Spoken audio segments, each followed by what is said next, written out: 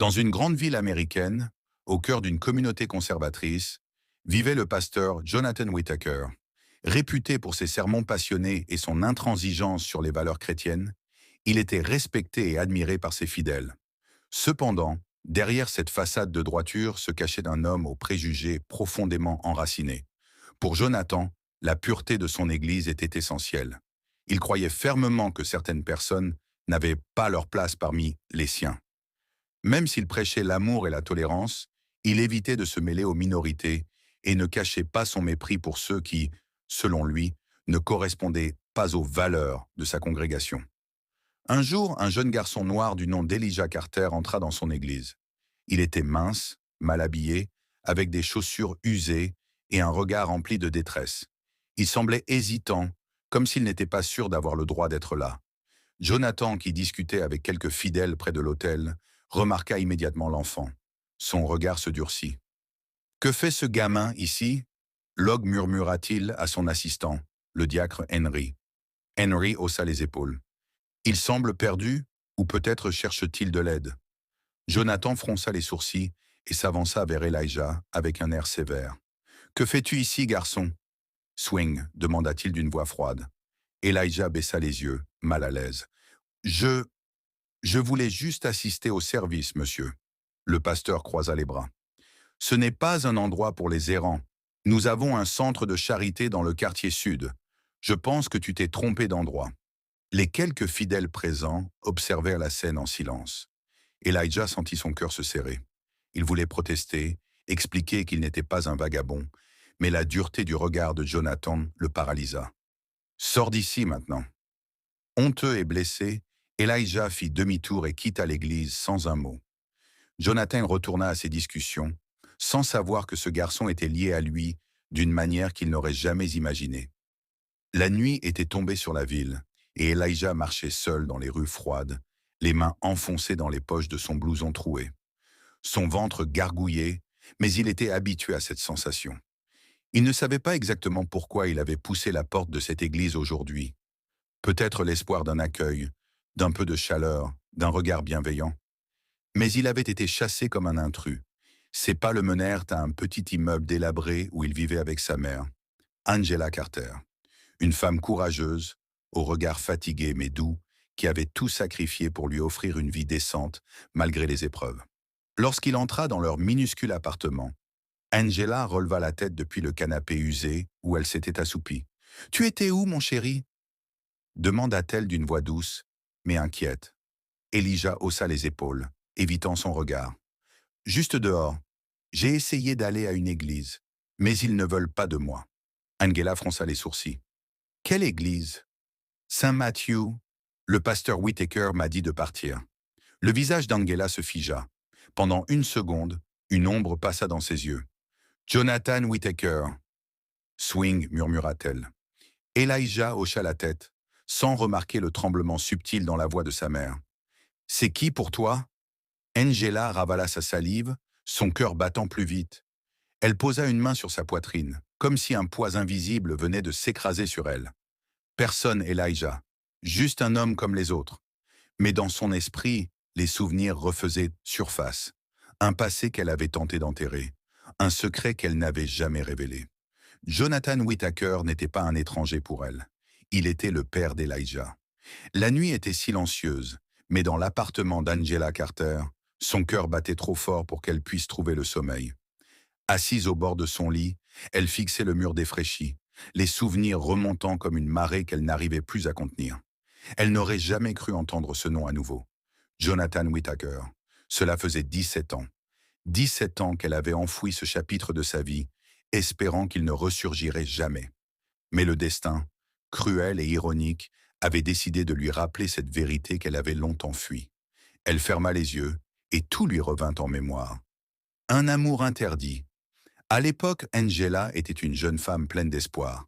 Elle travaillait comme femme de ménage dans un grand lycée privé, un établissement fréquenté par des familles riches et influentes.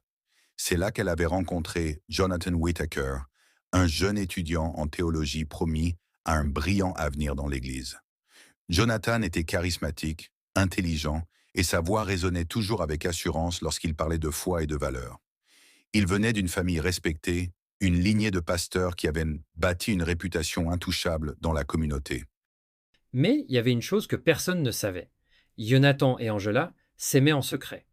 Leur histoire avait commencé par des regards volés dans les couloirs du lycée, des discussions tardives après les cours, des éclats de rire dans des endroits où personne ne pouvait les voir. Peu à peu, une passion interdite était née entre eux. Jonathan lui avait promis monts et merveilles. Un jour, nous n'aurons plus à nous cacher. Je me battrai pour nous. Angela l'avait cru. Mais le monde ne voyait pas leur amour du même œil. Un soir, ils avaient été surpris ensemble par le père de Jonathan, le révérend Charles Whittaker, un homme dur et intransigeant. « Qu'est-ce que c'est que cette folie ?» avait-il hurlé en découvrant son fils tenant la main d'Angela dans un coin isolé du campus. Angela avait vu la peur dans les yeux de Jonathan à cet instant-là. « Papa, je l'aime. » Mais Charles Whittaker n'avait pas laissé son fils finir sa phrase. « Tu souilles notre famille. Tu crois que tu vas jeter ton avenir pour elle ?» Angela s'était sentie invisible, réduite à elle, comme si elle n'était qu'une erreur à effacer. Jonathan avait baissé la tête, il n'avait rien répondu, et ce soir-là, tout avait changé. L'abandon et le secret. Quelques semaines plus tard, Angela avait découvert qu'elle était enceinte. Terrifiée mais déterminée, elle avait voulu en parler à Jonathan. Mais il était devenu un fantôme. Il ne répondait plus à ses appels, il l'évitait dans les couloirs. Un jour, elle avait trouvé le courage de le confronter, de lui dire la vérité en face. « Jonathan, je suis enceinte. » Le silence qui avait suivi ces mots lui avait glacé le sang. Jonathan était resté immobile, ses yeux s'écarquillant de stupeur. « Non, non, ce n'est pas possible. » Angela avait vu la panique dans son regard. Mais c'était pas la panique d'un homme prêt à se battre. C'était celle d'un homme qui cherchait une échappatoire. « Je vais arranger ça » avait-il murmuré, plus pour lui-même que pour elle. « Arranger quoi » avait-elle répliqué, sentant son cœur se briser. Jonathan avait détourné les yeux. « Je ne peux pas. Je ne peux pas tout perdre. » Tout perdre ? Il parlait de sa carrière, de sa famille, de son avenir, mais pas d'elle, pas de leur enfant. Angela avait compris ce soir-là qu'elle était seule. Alors, elle était partie sans un mot de plus. Elle avait quitté la ville, caché sa grossesse et donné naissance à Elijah dans un monde où son père avait choisi de l'effacer avant même qu'il ne vienne au monde. Le retour à la réalité, un sanglot échappa à Angela alors qu'elle revenait au présent. 17 ans avaient passé. Elle avait fait tout ce qu'elle pouvait pour donner à Elijah une vie décente, sans jamais lui parler de son père. Et maintenant, par un cruel retournement du destin, son fils était allé frapper à la porte de l'homme qu'il avait rejeté. Un homme qui, au lieu de reconnaître son sang, l'avait méprisé et chassé. Angela sentit une rage silencieuse monter en elle. Elle voulait protéger Elijah. Elle voulait lui épargner cette douleur. Mais elle savait qu'elle ne pourrait pas cacher la vérité éternellement. Parce que tôt ou tard, le passé finit toujours par frapper à la porte. Mais il y avait une chose que personne ne savait. Jonathan et Angela s'aimaient en secret. Leur histoire avait commencé par des regards volés dans les couloirs du lycée, des discussions tardives après les cours, des éclats de rire dans des endroits où personne ne pouvait les voir. Peu à peu, une passion interdite était née entre eux. Jonathan lui avait promis monts et merveilles. Un jour, nous n'aurons plus à nous cacher. Je me battrai pour nous. Angela l'avait cru. Mais le monde ne voyait pas leur amour du même œil. Un soir, ils avaient été surpris ensemble par le père de Jonathan, le révérend Charles Whittaker, un homme dur et intransigeant. « Qu'est-ce que c'est que cette folie » avait-il hurlé en découvrant son fils tenant la main d'Angela dans un coin isolé du campus. Angela avait vu la peur dans les yeux de Jonathan à cet instant-là. « Papa, je l'aime. » Mais Charles Whittaker n'avait pas laissé son fils finir sa phrase. « Tu souilles notre famille. Tu crois que tu vas jeter ton avenir pour elle ?» Angela s'était sentie invisible, réduite à elle, comme si elle n'était qu'une erreur à effacer. Jonathan avait baissé la tête. Il n'avait rien répondu. Et ce soir-là, tout avait changé. L'abandon et le secret. Quelques semaines plus tard, Angela avait découvert qu'elle était enceinte. Terrifiée mais déterminée, elle avait voulu en parler à Jonathan. Mais il était devenu un fantôme. Il ne répondait plus à ses appels. Il l'évitait dans les couloirs. Un jour, elle avait trouvé le courage de le confronter, de lui dire la vérité en face. « Jonathan, je suis enceinte. » Le silence qui avait suivi ces mots lui avait glacé le sang. Jonathan était resté immobile, ses yeux s'écarquillant de stupeur. « Non, non, ce n'est pas possible. » Angela avait vu la panique dans son regard. Mais ce n'était pas la panique d'un homme prêt à se battre. C'était celle d'un homme qui cherchait une échappatoire. « Je vais arranger ça », avait-il murmuré, plus pour lui-même que pour elle. « Arranger quoi » avait-elle répliqué, sentant son cœur se briser. Jonathan avait détourné les yeux. « Je ne peux pas tout perdre. » Tout perdre? Il parlait de sa carrière, de sa famille, de son avenir. Mais pas d'elle, pas de leur enfant. Angela avait compris ce soir-là qu'elle était seule. Alors elle était partie, sans un mot de plus. Elle avait quitté la ville, caché sa grossesse, et donné naissance à Elia dans un monde où son père avait choisi de l'effacer avant même qu'il ne vienne au monde. Le retour à la réalité. Un sanglot échappa à Angela alors qu'elle revenait au présent. 17 ans avaient passé. Elle avait fait tout ce qu'elle pouvait pour donner à Elia une vie décente, sans jamais lui parler de son père. Et maintenant, par un cruel retournement du destin, son fils était allé frapper à la porte de l'homme qui l'avait rejeté. Un homme qui, au lieu de reconnaître son sang, l'avait méprisé et chassé. Angela sentit une rage silencieuse monter en elle. Elle voulait protéger Elia. Elle voulait lui épargner cette douleur. Mais elle savait qu'elle ne pourrait pas cacher la vérité éternellement. Parce que tôt ou tard, le passé finit toujours par frapper à la porte. Le matin se leva sur la ville, mais dans le petit appartement d'Angela et Elia, l'atmosphère était lourde. Angela avait à peine dormi. Son esprit était embrouillé par l'angoisse, les souvenirs et cette peur viscérale que la vérité éclate trop tôt. Elle savait qu'Elia finirait par poser des questions. Mais pas encore. Pas maintenant. Pourtant, lorsqu'elle entra dans la cuisine, elle trouva son fils assis à la table, le regard perdu. Il n'avait presque pas touché au bol de céréales devant lui. « Tu es prêt pour l'école, mon cœur » demanda-t-elle doucement. Elia ne répondit pas tout de suite. Il jouait distraitement avec sa cuillère, ses pensées ailleurs. Puis, il leva les yeux vers sa mère. « Pourquoi tu as réagi comme ça hier soir ?» Le cœur d'Angela rata un battement. « Réagi comment » fit-elle, essayant de masquer son trouble. Elia fronça les sourcils. « Quand j'ai parlé du pasteur Whittaker, j'ai vu ton visage, maman. On aurait dit que tu venais de voir un fantôme. » Angela sentit une boule se former dans sa gorge. « C'est juste que je n'aime pas beaucoup cet homme. J'ai entendu des choses sur lui, et je ne veux pas que tu traînes dans ce genre d'endroit. » Elia hocha lentement la tête, mais il n'était pas convaincu. « Tu le connaissais, n'est-ce pas ?» Cette fois, Angela sentit son souffle se bloquer. Son fils était plus intelligent qu'elle ne le pensait. « Pourquoi tu me demandes ça ?»« Parce que ça se voyait, maman. Et puis, je ne sais pas, mais quand il m'a regardé, il y avait quelque chose d'étrange. Comme s'il me connaissait, mais en même temps, comme s'il me détestait sans raison. » Angela détourna le regard. « Tu te fais des idées, Elia. Ce genre de personnes n'aiment pas voir des étrangers dans leur monde. C'est tout. » Elia serra les dents. « Maman, tu me caches quelque chose ?» Angela sentit son cœur se serrer. « Oui, mon fils, je te cache la plus grande vérité de ta vie. » Mais au lieu d'avouer, elle posa une main douce sur sa joue. « Je te promets que tout ce que je fais, c'est pour te protéger. » Elia soupira, puis hocha la tête. Mais au fond de lui, une certitude grandissait. Quelque chose clochait. Et il était bien déterminé à découvrir quoi. Un retour risqué. Ce jour-là, Elia alla au lycée comme d'habitude. Mais toute la journée, son esprit était ailleurs. Il n'arrêtait pas de repenser à l'église, au regard dur du pasteur, et surtout, à la réaction étrange de sa mère. Il avait l'impression qu'un puzzle se dessinait devant lui, mais qu'il lui manquait encore des pièces essentielles. Alors, après les cours, au lieu de rentrer directement chez lui, il prit une décision risquée. Il retourna à l'église Saint-Matthieu. Le bâtiment imposant se dressait devant lui, froid et austère.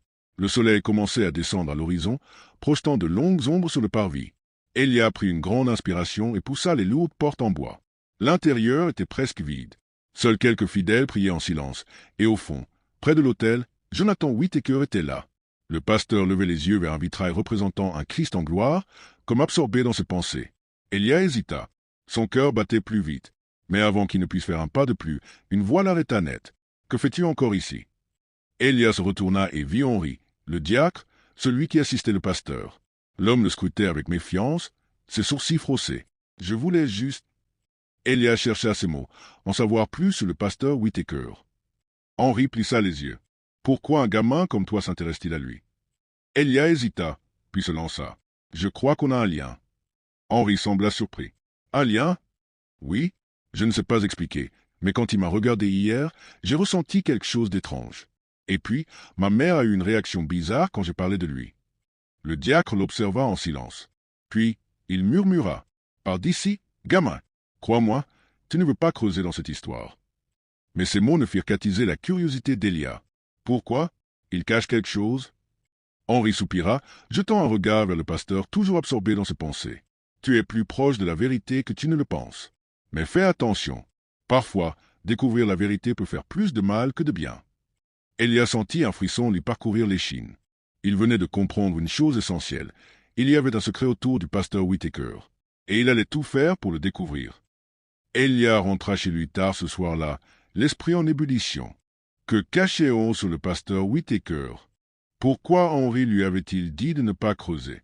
Angela l'attendait dans le salon, l'air soucieux. « Où étais-tu » demanda-t-elle, sa voix trahissant son inquiétude. « Juste dehors ?» Angela le fixa, cherchant à lire à travers lui. « Ne me mens pas, Elia. » Le jeune homme hésita, puis avoua. « Je suis retourné à l'église. » Angela se figea. « Quoi? Je t'ai dit de rester loin de cet endroit. » Pourquoi? Elia se redressa, le regard brûlant de détermination. « Qu'est-ce que tu me caches, maman? » Angela détourna le regard, son souffle saccadé. « Je fais ça pour ton bien.